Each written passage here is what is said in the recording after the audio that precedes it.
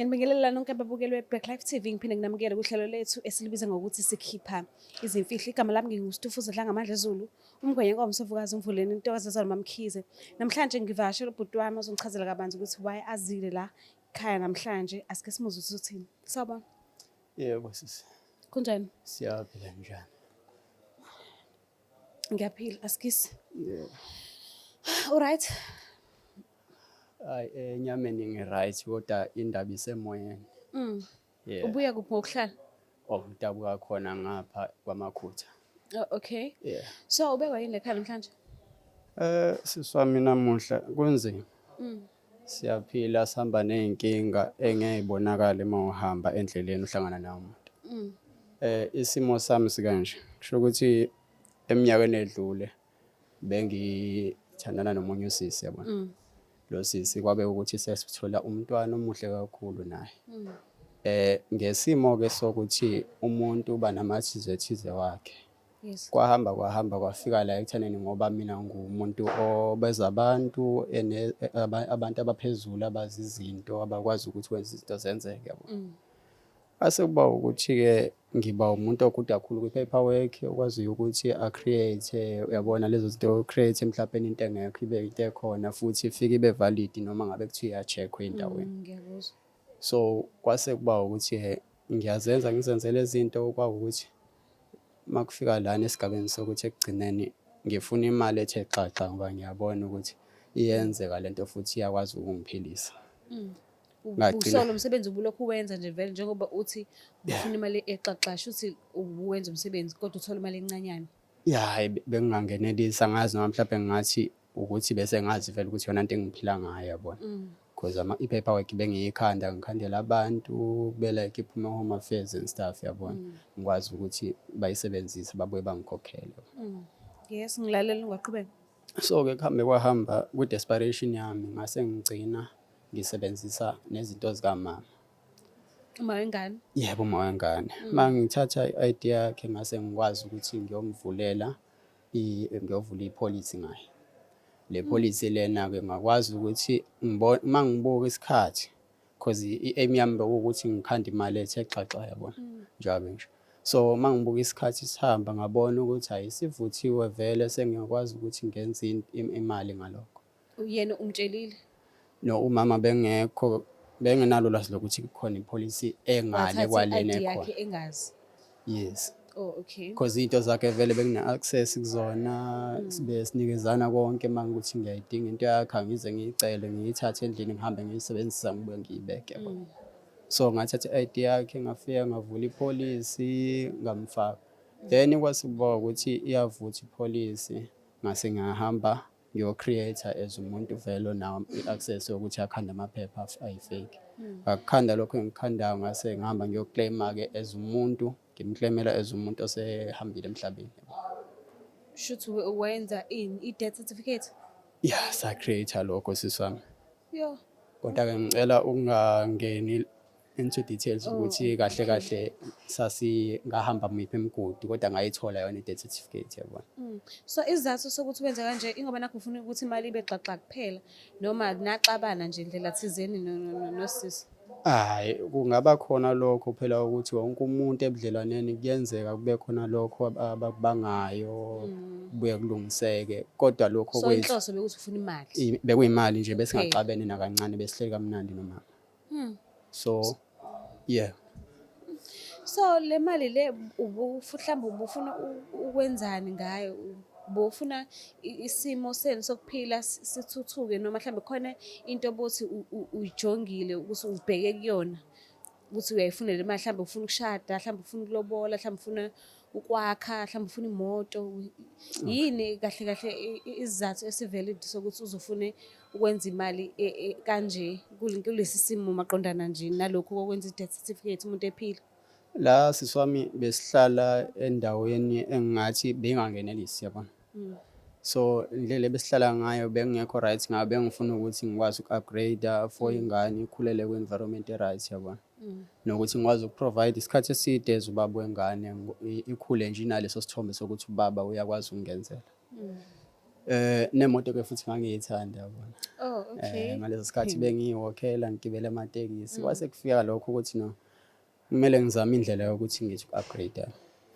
But into eyenzekile ngoba bengumuntu obuya ofika enze lokho esikwenzayo nalabo engenza nabo amaphepha bese kube ukuthi okunye ufike kubhampe bese ngiyabanjwa ke sibopheke yabo. Manje akekho umuntu mhlambe wadedela ulayini indlela thizeni nayithola sengena namaphoyisa yonke lento le.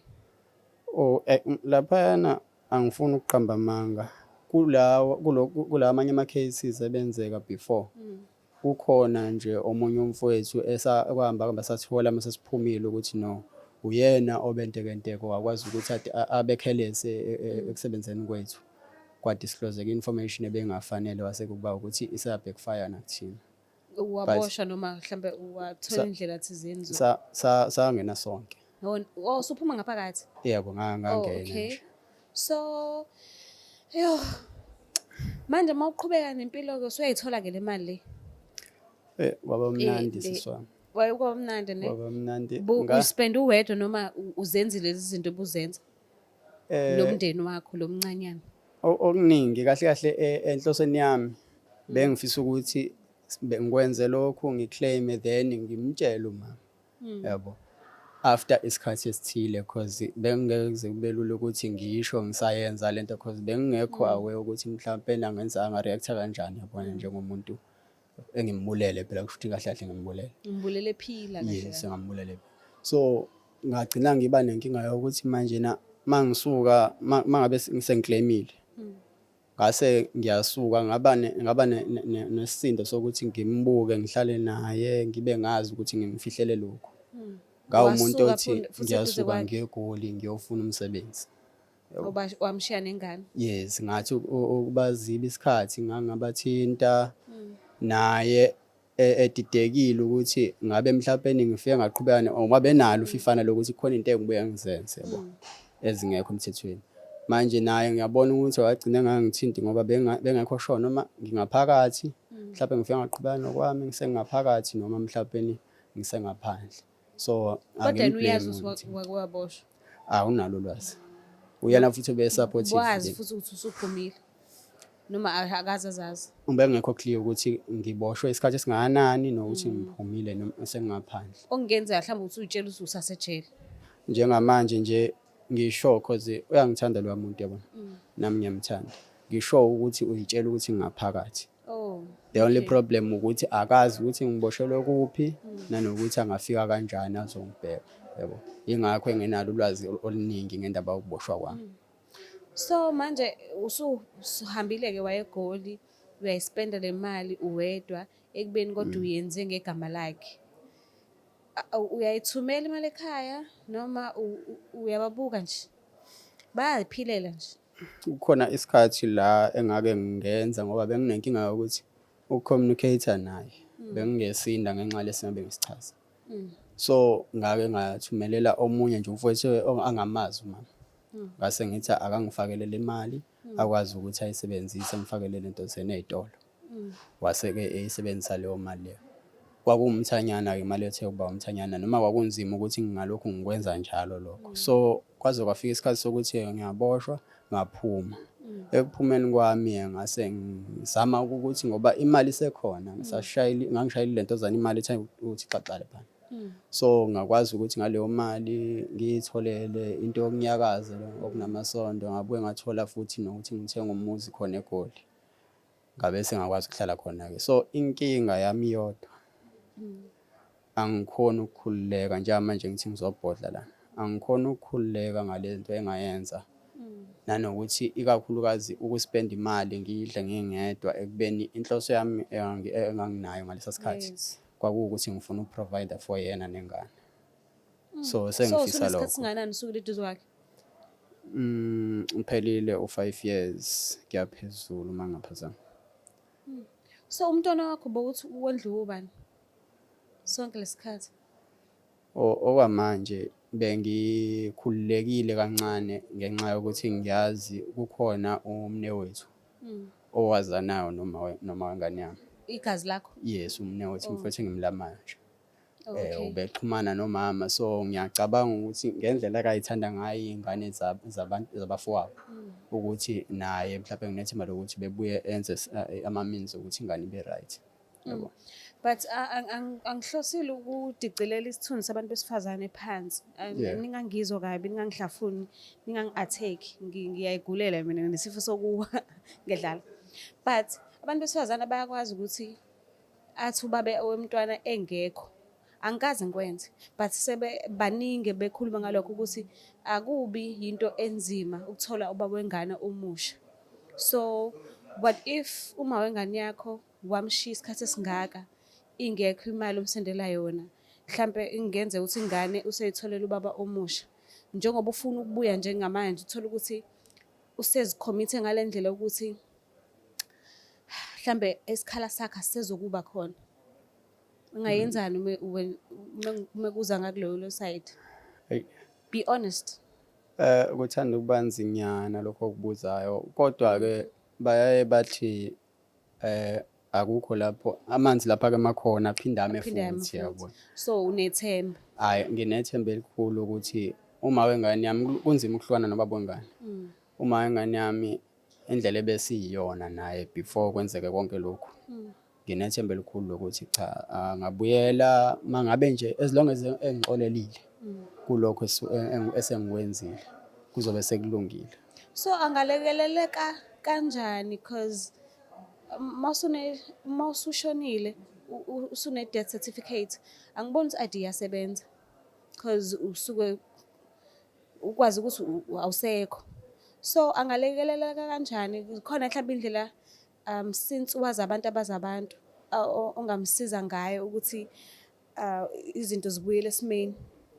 My sister, kuyinto ubala le mangibuka mina ey'ntweni engijwayele ukuthi ngizenze. Kungalungiseka nje ngesikhashana esincane. Uma ngithi nginasho ukuthi noma nginethemba lokuthi uzobuyela kimi. Ingoba vele sengikulungise konke, ngikuhlele konke okokuthi sibuyele esimweni ebesiyisona phambilini, naye akwazi ukuthi abe umuntu ophilayo ne-ID yakhe clearisho. Uma wengane yakho yena ube umuntu onjani? Mangasezwe lezi ndaba mawubhekile uzokuthatha kanjani? Uyahlanya loya muntu loya noma ngabe etholile iy'ndaba ezingezinhle kahle. Kodwa-ke So usho uzokuhlanyela nje right now. Kodwa phela ekugcineni uma ngabe umoshile vele yonke iblame kumele ifike kuwena, noma kungathiwa umuntu wenzani ungenzani, but leso sijezo leso uma ukuthi sisusa icala kimi anginankinga, yena uzohlanya, but ngiyayazi soft spot yakhe ukuthi uma ngase sengimthintelana noma ngabe sengenze kanje ngisuke sengilungisile konke bese. Asihlebeni-ke kodwa leyo imali kusakhona kodwa noma sekukhona amasentinyana njengoba usubuya nje manje ukuthi kodwa ebuhlungu eyenzekalayo uthola usushaya isikole esithwempu, Yeah, uyaduka futhi jikijiki, uyaspenda kuthi okay isikhathi esiningi mengabe la kukhona khona imali indlela yokucabanga noma umqondo uyancipha. Isikhathi esiningi nje once kwakhona imali awubusacabanga ngendlela obukade ufisa. ukhohlwa namaphupho akho. Ukhohlwa namaphupho akho because imali seyila. Kodwa umqondo ubuya mase ubona ukuthi okay kuyancipha manje, kuyancipha imali ayisekho, sekukhona osheleni asekho amashu. So ikhona manje imali noma ubuyela ukuthi nje uyamkhumbula nengane fanele uyibone yonke nje lona, kodwa nje ubuyelani kahle kahle manje? Njengamanje ngibuyela uthando lwethu. So financially nje Ngibuyela uthando lwethu nje nengane yethu, because ngiyafisa ukuthi ngelinye ilanga afike emagcekeni akithi, singagcini nje ngokuthi sithi sihleli. Ngiyafisa ukuthi aye ekhaya ngoba uyena umuntu ongaziyo in and out. Kodwa-ke ukubuya kwami hhayi ukuthi mhlawumbe ngibuye ngoba nakho sengishayekile. isakhona Imali isakhona, ngisiye umuntu ohliphizisayo kahle kahle. Yabo. Kwangcono. Asike simzame. Let's hope ngizokwazi ukuzwana noma wengane yakho. But-ke ngikufisela inhlanhla. Sethemba.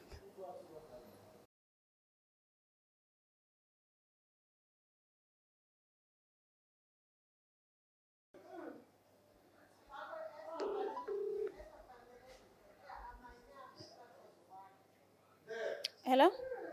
Hello? Unjani sisi? Ngiyaphila njani? Ngiyaphila nami. Ukhuluma noSitufuza Dlangamandla from Blaqlife TV. Okay. Ngihle nomuntu wakho la e-studio. Oshirase ubabwengane. Ucela ukukhulumisana nawe. Bengicela usumlalela. Oh, loyo. Okay. Sawubona mama. Yebo, sawubona. Uyaphila kodwa? Ngiyaphila. Alright mama. No, ngicabanga ukuthi bese chazile sisi. Sengijabula nokuzwa iphimbo lakho nje. Hayi mina ngineme nje angijabuli nhlobo nokulizwa lelo phimbo lakho. Hawu Nkosi yami. Akudlule phela mama, kodwa-ke la ngikhona mama kunenkulumo engiza nayo, ngicela wehlise umoya nje ubeke phansi. Ukhuluma usheshise ngilalele. Unamsindo lapho khona? Cha. Alright. Lana wesithanda sami kukhona inkulumo ekanjena, angithi njengoba uthi aweneme nje ngenxa yesikhathi esengiduke sona phambi kwamehlo akho. Ngazi mina ngezwa ukuthi ubushiwe ngazi kanjani so awuchaze ngilalele. Ya, ikhona lokho impela. So ngaboshwa-ke ngiboshelwa isimo leso saziyo vele salokho engibuye ngikwenze esiphila ngakho yabona. Ngagcina ngiphumile-ke kodwa i-point lami lila ekuthenini ngifisa ukubhodla mama ngoba ekugcineni ngiyakuthanda futhi nengane yami ngiyayithanda. Ngiyafisa ukuthi ngibuyele kini sihlaleni kamnandi sibe umndeni. La engifisa ukukuchaza ilokho. Empilweni njengoba bengisegoli bengingesikho ukuthi mhlawumbe ngiyozama la ngathi kungconywana khona. Ngahamba sengivele sengikwenzile lokho engifisa ukuchaza. Ngadlala i-desperation wemama, ngagcina ngithinta imininingwane yakho, umazisi wakho ngawuthatha ngayokukhanda ngawo ipolisi yabona. Ngithi wedali njengoba wazi ukuthi sinayo ipolisi yethu nje sinayo oyaziyo nawe esayibhalisa sobabili yabona. Yeah. Kodwa kukhona enye bengiyifihlile engayikhanda ngase ngikhanda ne-death certificate yakho kwawukuthi ukuze ngizokwazi ukuyoclaima ngithola imali ethe xaxa yabona. Uthe i-death certificate? Yebo ma. Shuthi ingakho nje mina ngingakwazi bangifike e-home affairs ngiqhamuka njengomuntu osengasekho. Yebo mawakhe kunjalo nje ilokho. Sonke nje shuthi lesi sikhathi wena ubuwazi kodwa withulele nje uyangazi ukuthi la ngikhona ngisele nengane angikwazi ngisho ukwenzani. Anginawo umazisi angikwazi ngisho ukwenzani kodwa ngikhulisa ingane yedwa wena wakhetha ukuthi unyamalala ungazwana nokuthi washonaphi. Kodwa Smothoza ngichazile nje edala ukuthi kahle kahle inhloso yami ukuthi ngilungise lokho. Ngiyaxolisa kakhulu mami, ilelo gama engifuna ukuliveza ukuthi ngigcine ngikwenza umuntu okanjena. Yabona manje ngifuna ngoba ngiyabona ukuthi seside isikhathi engicabanga ukuthi ubhekana nale nkinga le ne-ID yakho. Manje ucabanga ukuthi mina ngenze kanjani mhlambe ngithatha uxolo lwakho ngixolele? Ngiyazi wena nje manje sekuthiwa lento ngiyayithatha ngibhekisa ngakuwena nje manje wena ungaxola wena. Ngoba mina yonke leminyaka angikwazi ngisho ukushada, angikwazi ngisho ukwenzani. Ngicela senzele ingane mama. Hayibo, mina ngicabangela kahle. Yena lo ngicabanga ukuthi bidlani, inhlabathi, amanzi ngoba phela angikwazi ngisho ukubhalisa 350, angikwazi ngisho ukwenzani. Ilokho engikubuyele ngifisa ukulungisa wonke amaphutha ami. Ngicela ungivumele. Ubuyele emva kweminyaka emingaki lengane ubucabanga ukuthi idlani amanzi. Hawu mama ngiyaxolisa. Hayi kunzima. Yabona futhi nje ngiyayinyanya into oyenzile futhi ngiyakunyanya kwasawena. Angidingi empilweni yami sengamove on. Angiceli angifunde nala uhambe ngakhona. Umntanami kodwa uthini ngaye mama? Anginankinga mina nengane. Anginayo inkinga nengane kodwa nje nakhona futhi kusazoba kukhulu kwayona leyo ngane ukuthi ukwazi ukuyibona ngoba izenzo zakho nje ziyashaqisa. Angifuni nje ungakutsheli. Ukukutshela nje namhlanje ukuthi uyofoshunqa. Ngitshele. Sena samlalela-ke nakho engifisa sikulungise. Yabona njengoba usuhambe even iminyango eminingi kungalungiseki lokho. uyazi ukuthi mina ngumuntu one-potential yokuthi angakulungisa within a month konke lokho kwe-ID. So at least vumela mina ukuthi ngilungise leyo nto ye-ID ukuze nenhliziyo yami izokwazi ukuthi ngizixolele nami, because nami ngeke ngize ngiy'xolele uma ngazi ukuthi sihleli sobabili siyaphila kulo mhlaba, kodwa ekugcineni ngakwenza umuntu ongaphili wena. Lalela-ke sisodwa isizathu esingakwenza ukuthi ngikwazi ukukulalela njengamanje ile nto oqeda ngisho ukuthi ulungise iy'ndaba ze-ID yami, bese-ke uyangiphumela empilweni yami, anginandaba mina, ingane uzokwazi ukuyibona kodwa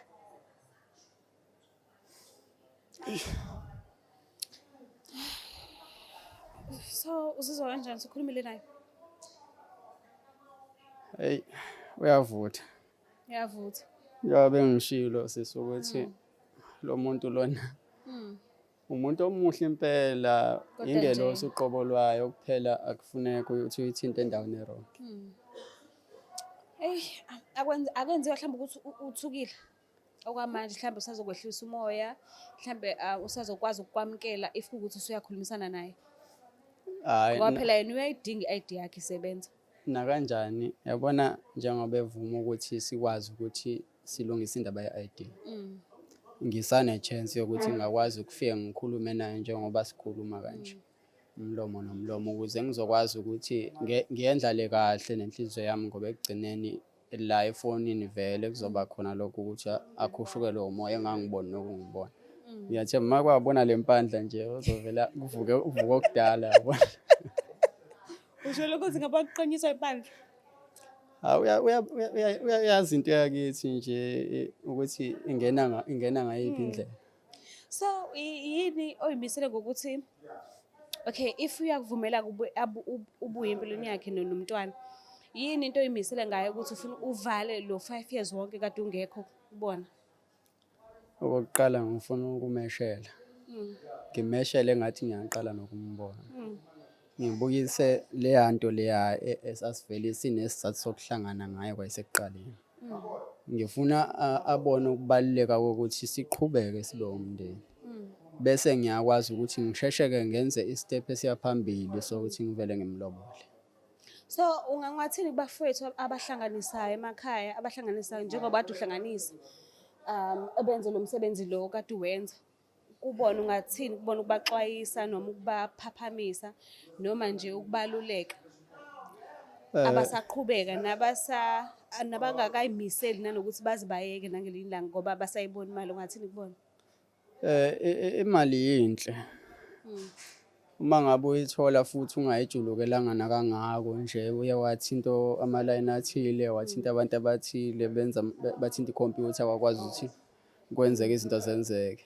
Siyaye sithi i-fraud ingcono mhlampeni kunokuthi ngithathe isibhamu ngiyokhomba umuntu noma ngiyobamba imoto, Because awubulalanga muntu. because angibulalanga muntu. Kubuhlungu still. But ekugcineni ngicabanga ukuthi uyayibona umonakalo osowenzekile empilweni yalo muntu lo engithandana naye, umawengane yami. Sekonakele kakhulu ekugcineni, mhlawumbe ngabe umuntu osesebenza ndawana thizeni akwazi ukuprovide for ingane naye akhule esayidini lakhe empilweni. Mhlawumbe ngabe useyafunda, umuntu owayethandela nanokuthunga, mhlawumbe ngabe kukhona isikole asengene kusona wahamba wayofundela ukuthunga, mhlawumbe ngabe uyena uDavid Hlale wanamhlanje, yabo. Yes. So nje ileso simo leso ngithi abantu abaningi abake bazama ukuthi babekezele empilweni. Ukubekezela akusho ukuthi mhlawumbe usuhlulekile noma ukuphila impilo eyodwa stagnant, akusho ukuthi mhlawumbe umuntu onenkinga. Phela izinto ziyalinda, izinto ezinhle nje zifika ngesikhathi esithandwa uNkulunkulu. Ukugijimisa imali phambili kwesinye isikhathi kuyalimaza. Naku ngiyigijimisile yangiqumba phansi, sekumele ngibuyele emuva ngiyolungisa amaphutha engikwenzile ngalesikhathi ebengifocusile emalini, mina ngithi ngizama ukuhlanganisa.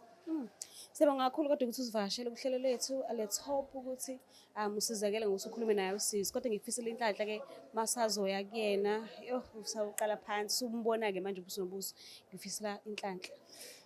Kubonga mina kakhulu ku-Blaqlife ngoba ngikwazile ukuthi ngibhodle. Akukho la bengingabhodla khona ngoba uma ngathi ngixoxela omunye umuntu ofana nami bengeke kuze kuqhamuke isolution njengaleyo ukuthi afoneleke sikwazi ukuthi silwe-ke Nikhulumisane. kudlule lesa sigaba sokulwa bese kukwazi ukuthi kufike esigabeni soxolo.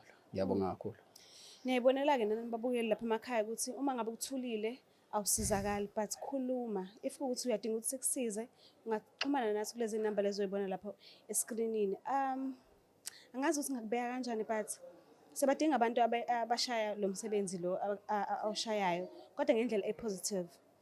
Kodwa asisho ukuthi cabangani-ke manje ukuthi enzani iy'ndlela ey'seceleni-ke manje njengoba ubhuti ebenza. Even though sibadinga but hhayi abazokusebenzisa kambi, hhayi abazokusebenzisa ngendlela yokushaya i-fraud, because nani niyazi i-fraud ukuthi ayinhle kangakanani. Ayikho nje into enhle ukubamba inkunzi, i-fraud ayikho right, izinto zobugebengu azikho right because ugcina usuvalelwa. Kuningi nje, but siyacela ningakusebenzisi ngendlela e-wrong, nikusebenzise ngendlela e-right. Siyacela futhi ukuthi kakhulu ningamshayi ama-comments. Ngiyanazi phela nina niyashayana kuma-comment section. Uyabona nje lamanye ama-episode lawa adlule, hhayi ngeke guys, ngiyanicela nihliseni, ngicela ningasenzi ukuthi siyivale comment section. Ngiyanicela tu, ngiyanicela. Ngiyacela ukuthi nawe uma ukuthi udinga usizo uze kuthina, sizoxhumana nawe, sikuphendule, sikunikeze lo sizo lolu oludingayo. So today sise-pavilion. Nawe uma ufisa ukuthi ufuna ukuzolala, ufisa ukudla, ufisa uku-order ama-drinks, noma yini oyifunayo, sise-pavilion e-North Beach. Wamukelekile ukuthi ungafika. Ngiyanithanda kakhulu. Bye. It's the Blaqlife TV.